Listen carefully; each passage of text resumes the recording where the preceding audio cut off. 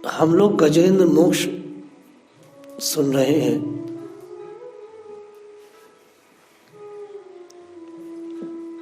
आप बिना कोशिश के सहज आध्यात्मिक स्तर से हर पल ऑन नहीं रह सकते। ऑन का मतलब है जागरूक नहीं रह सकते। 7.5 अरब मनुष्य हैं संसार में, और हर व्यक्ति कुछ ना कुछ आध्यात्मिक ऑन रहने की कोशिश करता है, कुछ ना कुछ। जैसे कटमुल्ले 5 टाइम नमाज पढ़ते हैं तो वो ऑन रहने की कोशिश करते हैं, और भी बहुत सारी चीजें हैं। सहज आध्यात्मिक स्तर से ऑन नहीं रह सकता मनुष्य। ये जितनी भी बकवास मजहब और रिलीजन है संसार के, ये तो हैं ही धरती के बोझ, इनमें तो कोई ऐसी क्रिया है ही नहीं। लेकिन जो अर्वाचीन जो शास्त्र, जो हमारे शास्त्र हैं, उसमें एक बहुत दुर्लभ और दिव्य ऋचा आती है। उसका अर्थ है कि यौगिक जीवन जीने से, यौगिक जीवन जिए बिना, यौगिक जीवन क्रियाओं में उतारे बिना कोई भी व्यक्ति हर पल आध्यात्मिक ऑन नहीं रह सकता। हम में से हर व्यक्ति ऑन जब तक रहता है जब तक जैसे माला कर रहे हैं, भगवान का स्नान हो रहा है, भोग इत्यादि की सेवा है। वहाँ भी कई बार देखा गया है, हम लोग बैठे हैं कि वो क्रिया करते में भी हम ऑफ हो जाते हैं, हाँ या ना? अरे माला हो रही है मगर ऑफ हो गए। कैसे ऑफ हो गए? अर्थात वो चेतना हमारी कहीं और चली गई, इसे ऑफ कहते हैं। यहां तक कि आप पाठ कर रहे हैं तब भी ऑफ हो जाते हैं कई बार, और पाठ चल रहा है ऑफ हो गए। ऑन और ऑफ आध्यात्मिक स्तर पर हर पल ऑन रहना, उसको कहते हैं आपकी ब्रह्म चिंतन बना हुआ हो। अगर ब्रह्म चिंतन से इधर उधर जरा सा भी है तो आप फिर ऑफ हैं, ऑन नहीं है। हर पल ऑन वही व्यक्ति रह सकता है जो योगिक क्रियाओं से, प्रक्रियाओं से गुजरे बिना कोई व्यक्ति हर पल ऑन नहीं रह सकता। वो उबला रहता है। हम तो महसूस करते हैं ये बात। हमारी बुद्धि इतनी विकृत हो चुकी है, उसमें विचार ही विचार उमड़ते और घुमड़ते रहते हैं। जैसे बादल छाए रहते हैं ना, जैसे आकाश में धुंध छाई रहती है, अभी धुंध है देखिए, जैसे आकाश में धुंध छाए हुए है, आकाश में बादल छाए हुए हैं, वैसे ही हमारी पूरी चेतना में विचारों की धुंध और विचारों के बादल छाए हुए हैं। चेतना स्वच्छ नहीं है, और चेतना स्वच्छ इसलिए नहीं है कि हम ऑफ हैं, ऑन नहीं हो रहे हैं। जब आकाश में धुंध छाती है, जब आकाश में बादल छाते हैं, तो बहुत ही ताकतवर जो सूर्य है उसके दर्शन नहीं हो पाते। काले घने बादलों के छाने से आकाश में कहीं भी प्रकाश नहीं दिखता। आप देखते होंगे कई बार दिन में बहुत बड़े काले बादल आ जाते हैं तो कुछ भी दिखाई नहीं देता। वैसे ही मन और बुद्धि पर जब लाखों प्रकार के विचार और द्वंद रूपी बादल मंडराते हैं, तो आत्मा कितनी भी ताकतवर क्यों न हो, आत्मा का प्रकाश दिखाई नहीं देता। आज का विषय यही है कि हम गजेंद्र मोक्ष सुन रहे हैं कि किस प्रकार 24 घंटे हम ऑन रह सकें। इतने सारे विचार हमारे मन में चलते हैं, हमारे दिमाग में चलते हैं। वो जो द्वंद है, उन द्वंद रूपी जो विचार रूपी जो बादल है, उससे आत्मा का प्रकाश शरीर में महसूस ही नहीं होता है, और हम जूझते रहते अपने से। गजेंद्र मोक्ष का यही रहस्य है। गजेंद्र 1000 सालों तक अपनी चेतना और विचारों से, अपने द्वंद्वों से अपने द्वंद्व रूपी बादलों से घिरे रहे और अपने देहात बुद्धि, यह भी बादल है, यह भी द्वंद्व है, इससे वो जूझते रहे और 1000 साल तक पिटते रहे। देह अभिमान भी द्वंद्व है, ये भी बालक है, ये भी बादल की जैसे हैं। हम मूर्ख लोग अपने शरीर को, अपनी परिस्थिति को, अपने स्थान को कोसते रहते हैं। गजेंद्र भी ये विचार कर रहे थे कि यार मैं क्यों आ गया यहाँ अपने पत्नी बच्चे प्रेमिकाओं को लेकर के, ना ही आता तो ऐसा ना होता। आदमी पछतावा करता है। इसलिए मैंने ये शब्द बोला है कि मूर्ख वो लोग होते हैं जो अपने शरीर को, जैसे रात को ही बैठा था, अपने शरीर को कोस रहे। शरीर बड़ा बुरा है, बड़ा बुरा है, नया शरीर मिले तो कैटरीना कैफ का मिले शरीर।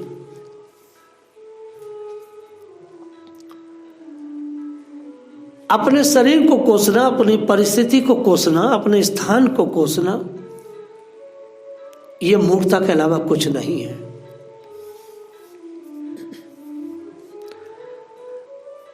अगर कोसना ही है तो अपनी बुद्धि को कोसो, अगर कोसना ही है तो अपनी दूषित चेतना को कोसो, अगर कोसना ही है तो अपने मन को कोसो, जिसके कारण ये सारी प्रॉब्लम्स हैं। क्योंकि यह सटीक तथ्य परक बातें हैं। अगर ये सटीक और सत्य परक बातें आपकी इंसानी मशीन नहीं पकड़ रही है तो फिर आप मूर्ख हैं, बीमार हैं। ये विचार, ये सोच क्या है? मानो जैसे कोई यात्री पैदल हजारों मील चलकर अपने गंतव्य पर पहुंचना चाहता हो। ये विचारों का जो धुंध है, विचारों के जो बादल हैं ना जया किशोरी, जो लगातार यहां और यहां चल रहे, ये द्वंद्व से जूझ रहे हैं, ये क्या है? इसके लिए मैं वो उदाहरण दे रहा हूं। जैसे कोई व्यक्ति 1000 किलोमीटर तक पदयात्रा करे। सपोज करो कोई व्यक्ति कर्नाटक से चला बद्रिक आश्रम के लिए, बद्रीनाथ जी के लिए 1000 किलोमीटर, और वो 1000 किलोमीटर की यात्रा महीनों में पूरी करे और उस यात्रा में एक दिन भी नहाए ना, स्नान ना करे, महीनों पैदल चल के जब बद्री भगवान के पास पहुंचे तो आप समझ सकते हैं ट्रैफिक्स इतने हैं कि उसके पूरे शरीर पर धूल कणों की हजारों लेयर चिपक जाएंगी और शरीर में इतना मोटी मैल जम जाएगी, उसका वास्तविक शरीर पहचानने में नहीं आएगा, क्योंकि उसने स्नान नहीं किया। ठीक वैसे ही ये जो द्वंद्व है, ये जो विचार है, हजारों जन्मों के द्वंद्व और विचार हमारे इस चेतना पर, और जीव यात्रा पर निकला है लंबी। जीव जब धाम से आया तो एक लंबी यात्रा पर है, लाखों जन्म हो चुके हैं और हर जन्म में हम यात्रा ही यात्रा कर रहे हैं। किसी जन्म में चेतो दर्पण मार्जनम, हमने अपने चेतना को स्वच्छ नहीं किया है, और बिना योगिक क्रियाओं के चेतना स्वच्छ नहीं होती। तो आप विचार करो कि एक हल्के से स्नान में उसका कुछ नहीं होने वाला है। क्या आप हल्के से स्नान से जो महीनों नहीं नहाए हैं, पैदल चले, क्या आप उसको स्वच्छ रख सकते हैं त्वचा को? नहीं, आपको रासायनिक प्रक्रिया से गुजरना होगा, तब आपका शरीर स्वच्छ होगा, अर्थात किसी विटिक के पास जाना होगा। तो ठीक वैसे ही हमारी जन्मों के सड़े गले विचार, धूल हमारी बुद्धि और मन पर जमा है बादलों की तरह, और ये कैसे जाएगी? जब तेज तीव्र भक्ति योगिन, जब तेज वायु चलती है, जब तेज योग की योग रूपी वायु चलती है, तब ये बादल और द्वंद्व छटते हैं। गजेंद्र पहले तो पत्नी, पुत्र, मित्रों के विचारों से ही घिरे रहे, अपने देह आत्मक शक्ति से घिरे रहे और कष्ट पाते रहे, और जैसे ही उन सबको त्यागा और जैसे ही वो सड़े गले विचार अपने शरीर से हटाए, वैसे ही गजेंद्र मोक्ष के रास्ते पर बढ़ गए।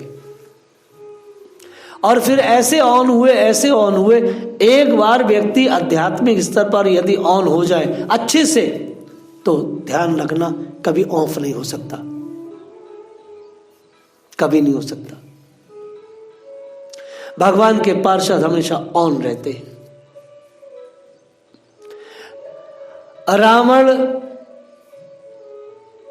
हिरण्यकश्यप, हिरण्याक्ष,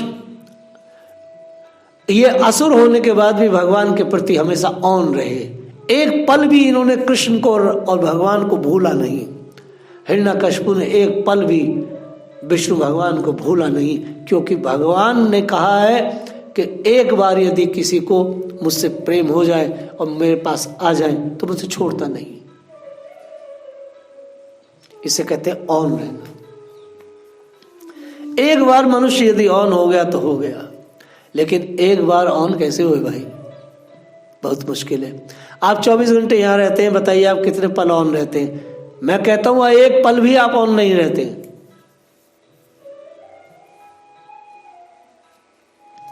कभी कभी भगवान महत्व, जो बहुत ही महत्वाकांक्षी उनके पूजक हैं, उनके आध्यात्मिक आत्माएं हैं, उन्हें बहुत ही सुंदर शरीर प्रदान करते हैं। देखिए मेरे शब्दों पर गौर कीजिए। जिनका मन और मस्तिष्क भगवान की विशाल योजनाओं से हमेशा सजा रहता है और वो इस लायक नहीं है कि भगवान के विषय में कुछ बड़ा से बड़ा कर सके, ऐसे भगवान के जो महत्वाकांक्षी पूजक हैं, ऐसे जो महत्वाकांक्षी आध्यात्मिक लोग हैं, भगवान उनको आध्यात्मिक शरीर देते हैं, अर्थात उन्हें संत मुनि का शरीर देते हैं। क्योंकि भगवान बहुत ही असीम कृपालु हैं, उनकी कोई सीमा नहीं है। शुक्रताल के कल्याण देव जी महाराज थे, हमने उनका दर्शन किया। 3 सदी के महात्मा थे। 120 इंटर कॉलेज और 30 डिग्री कॉलेज बना के गए। यह है भगवान की बड़ी योजना। तो भगवान और महात्मा थे, बड़े महान महात्मा थे। शुक्रताल जैसी पीठ के वह वासी थे और वहां के वो महंत भी थे, बहुत विरक्त थे। तो भगवान इस भौतिक जगत में आध्यात्मिक लोगों को, जो बहुत आध्यात्मिक है, उनको शरीर प्रदान करते हैं जो उनकी योजनाओं को आगे बढ़ा सके। विचार और द्वंद्वों से जूझने के लिए हमेशा ऑन रहना पड़ेगा, और ऑन रखने के लिए अपने को यौगिक क्रियाओं से, और यौगिक क्रिया करती कोई रामदेव बाबा के कर्तव्य नहीं है कि आप कर्तव्य करते रहें।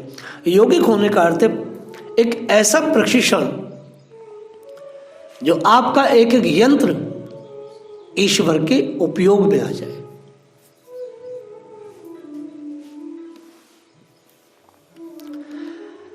मनुष्य चाहे जो भी स्थिति में हो, चाहे वह भौतिक लाभ चाहता हो ना चाहता हो, मोक्ष चाहता हो ना चाहता हो, कोई भी व्यक्ति हो, लेकिन भगवान की श्रद्धापूर्वक भक्ति हर मनुष्य को करनी ही चाहिए।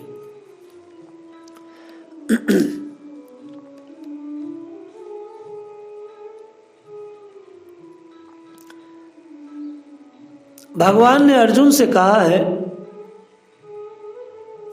ईश्वर सर्वभूतानां हृदय से अर्जुन तिष्ठति। भगवान सबों के हृदय में असीम है और भौतिक शक्ति से निर्मित यंत्र पर आरूढ़ सारे जीवों को घुमाते रहते हैं। क्या सुंदर श्लोक है। ब्राह्मण सर्वभूतानि यंत्रा रूढ़ानि मयाया। ये यंत्र है और इस यंत्र पर भगवान आरूढ़ होकर जीव को घुमाते हैं। तो आप ये कह सकते हैं जीव को घुमा रहे तो इसका मतलब चोर को, डकैत को, बलात्कार को घुमा रहे? नहीं, भगवान आध्यात्मिक है। जो भगवान को अच्छे से अंदर से जागरूक कर लेता है, भगवान उसके कार्यकलापों पर अंकुश करते हैं। नहीं तो जीव को स्वतंत्र छोड़ देते हैं, वो जैसा चाहे करे। भगवान जीव को तटस्था शक्ति है मनुष्य भगवान की। ये भौतिक लोग, साइंटिस्ट और नास्तिक लोग ये बात समझ नहीं सकते।